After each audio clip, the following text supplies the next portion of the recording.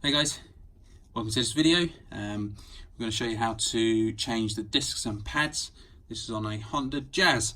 So I've already taken the wheel off.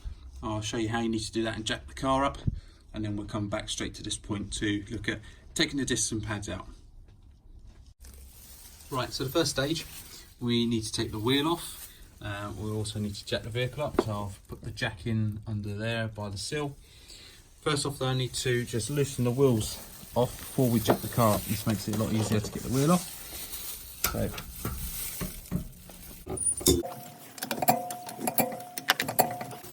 once the wheel bolts are loose, we can jack the car up.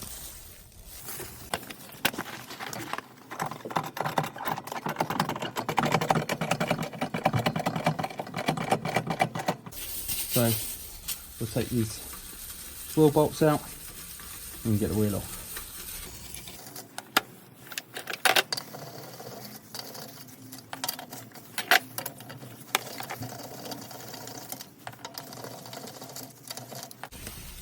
So what you might find is the wheel's quite stiff, doesn't come off.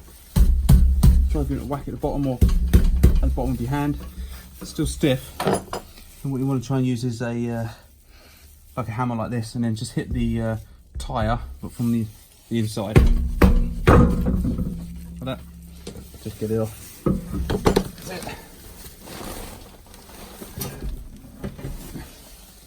With the wheel out the way, we can see the disc. So it's quite badly corroded. The pads are not too bad. Got some meat still left on them, but we're going to change them anyway because the pads are now being unevenly worn due to the disc. Right, so what we need to do first is loosen these two Phillips screws. They are normally quite tight because they just kind of hold in there and they get a bit corroded.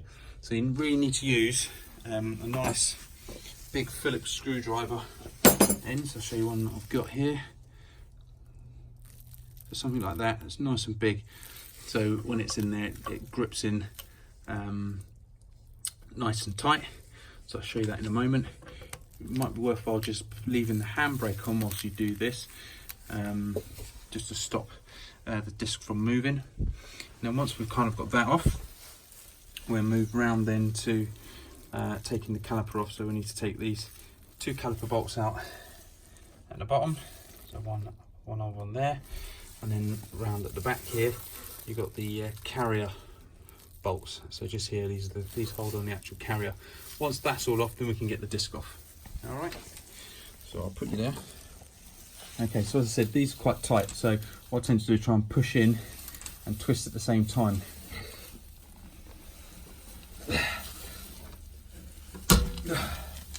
One.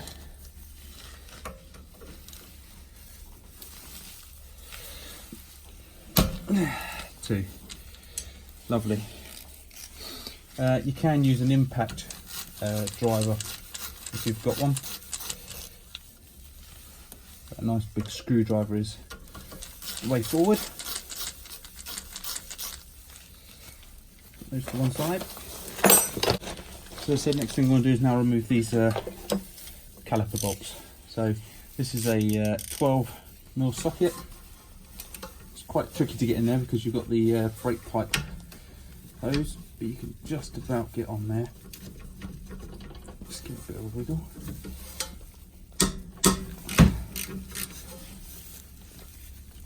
You can use a spanner if you need to. Just find it a bit easier with a ratchet.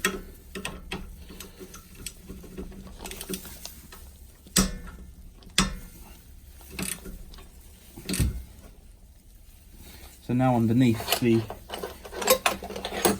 you can see here, there's another nut there. So the bottom one, that's just spinning at the moment, so I need to hold that with a spanner. So that's 17mm. So just hold that with the spanner, and then you can loosen the nut.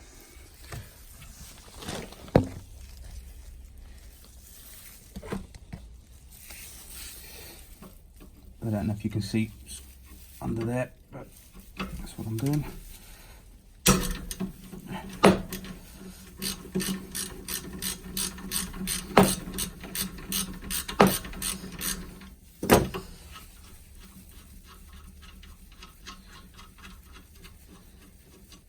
2 of those. There we go.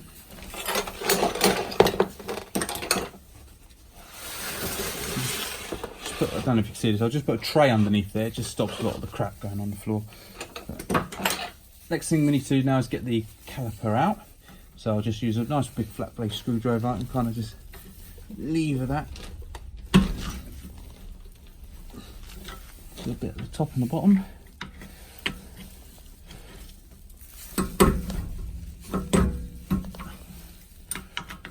Just be careful because there is a metal kind of spring clip that's in here that helps keep this in place.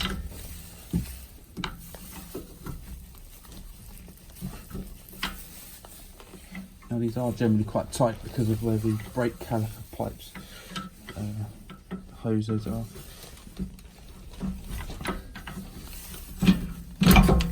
You can just about get that out, dangle that out of the way, and then we can take the actual pads out.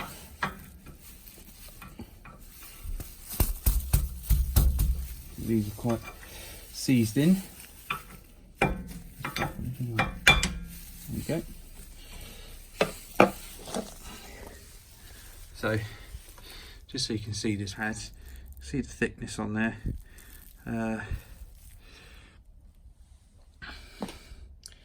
little bit worn, so we'll just change them anyway. These are genuine ones, so they come with kind of this clip at the side. This just makes a noise on the disc. So you get a nice squeaking noise that gives you an indication that the pads are low. But we're going to change them anyway. Got this other little plate on the back here, so we'll remove that off. We'll stick that on the new pad. And the same for this one when we take it out. Flew out. Again, so we've got a metal little plate on there. So we'll just take those off. The next bit we want to do is remove the carrier. So this is a 14mm now at the back.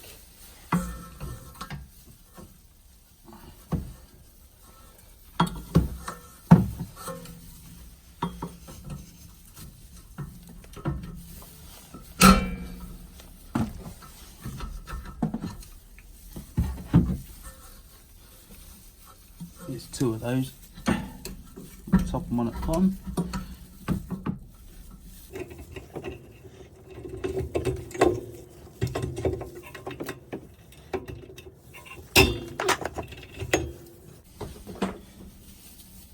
So I just loosen those with my bar, then I can use my ratchet.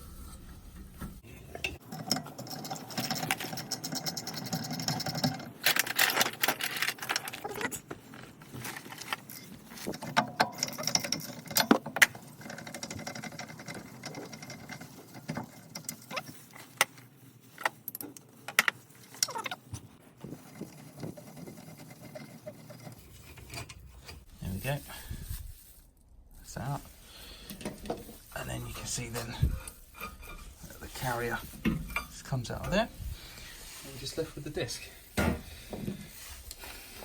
So with the disc now, I'll just use a hammer and I'll just whack it on this side because we're not keeping this disc, so I'll just use a hammer and whack it here, and that should just take the disc off. There you go. See. Here we go, so that's one disc off. You can see it's quite badly corroded, and the same on the inside as well.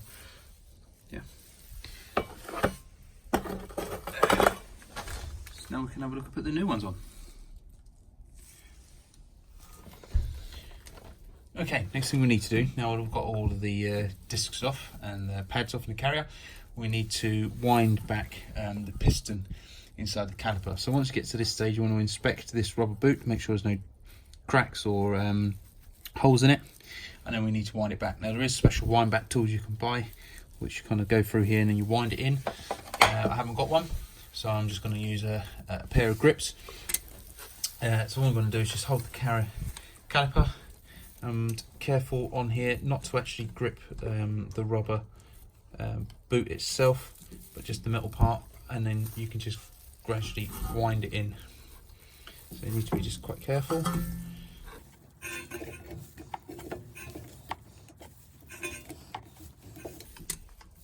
reason why you have to wind these ones in is because it's got part of the handbrake mechanism. So every time you pull the handbrake, this winds out, which then applies the pressure to the brakes.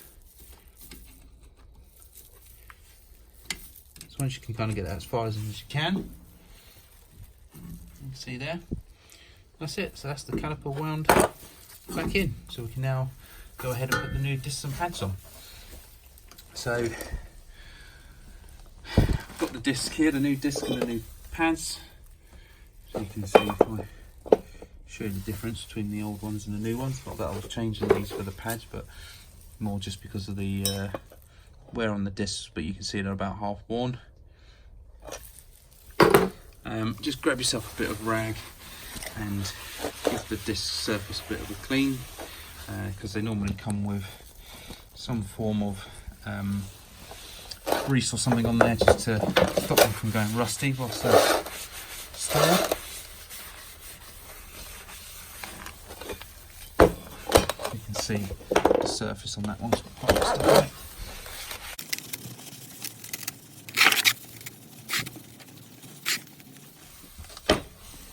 So I'll put the disc back on. Make sure you line up the holes correctly with the 2 screw holes.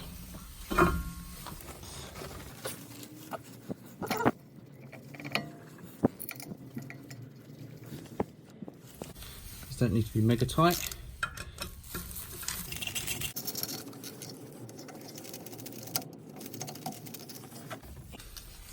Just enough to hold the disc in place. Okay. Then what we can do is start to put the carrier back on. So this was the carrier. As you can see, kind of in here, there's quite a lot of dirt, etc. So we just need to clean that up. We can do that with a wire brush.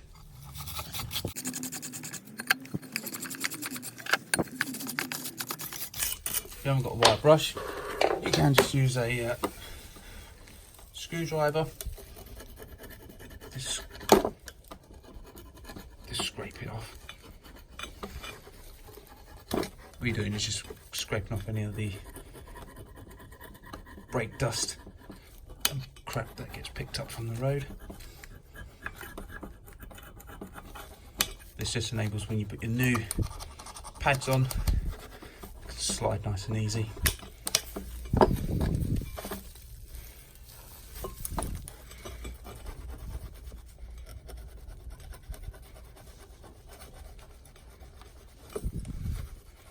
So as an example then, when your pad goes in, puts it in there, and as you put the press the brake, it will actually slide inside here. So you need to put a little bit of grease on these, just on the ends, in here and at the top. I'll show you that in a moment. So that means then the pad can move nice and freely inside the carrier. So we can go ahead and put the carrier back on now.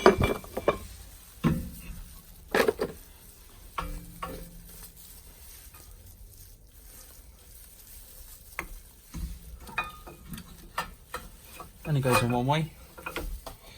There's those 2 14mm nuts, bolts.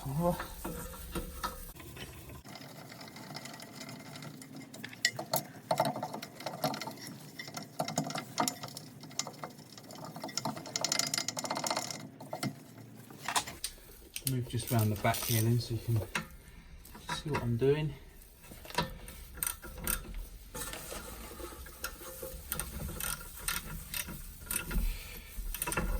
Tighten those 2 up.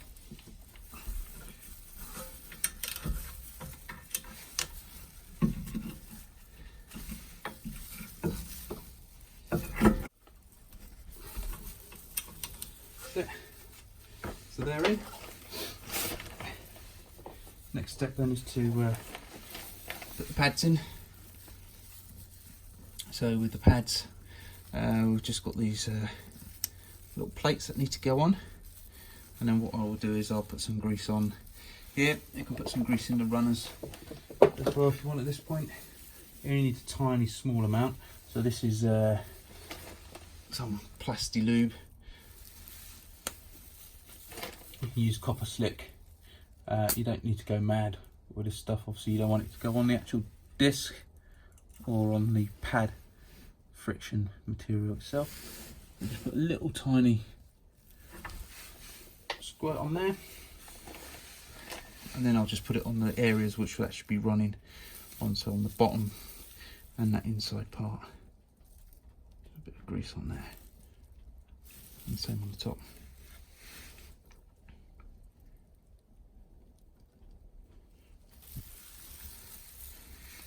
Make sure the friction material is facing the disc side and it's the right way. So this one's going onto the outside, so I just put that in the wrong way there. There we go. There's a slight difference between these two little plates. So this one goes on the inside where the piston is on the caliper. These are not a great fit actually on here.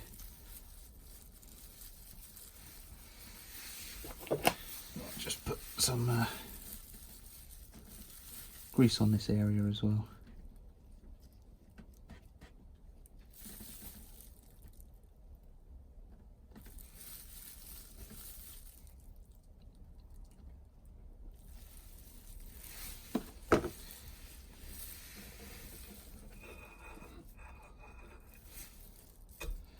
There we go. So the new pads are in. What we need to do now is push the caliper on. Let's put this caliper back now. As I said, it's quite tight because of the handbrake cable and the brake pipe. It doesn't give you much room to manoeuvre. So you really have to kind of stretch it right over. And then if you just push that top bit back, it should slide into place like that.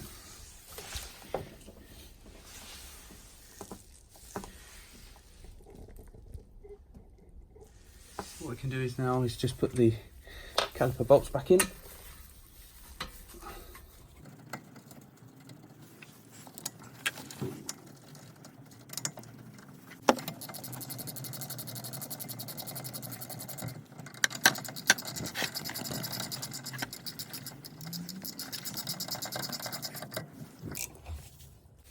You might need to use a spanner just to hold that nut inside. Stop it from spinning.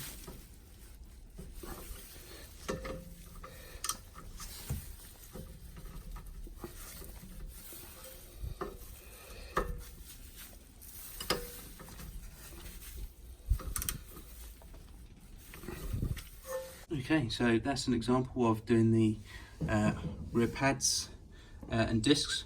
Please remember that you will need to pump the brake pedal quite a few times and operate the handbrake 5 or 6 times. So just keep doing that till you get a nice feel on the pedal and on the handbrake. All right, don't forget that. That's it then, guys. Thanks a lot. Please subscribe and any comments. Thanks. Bye.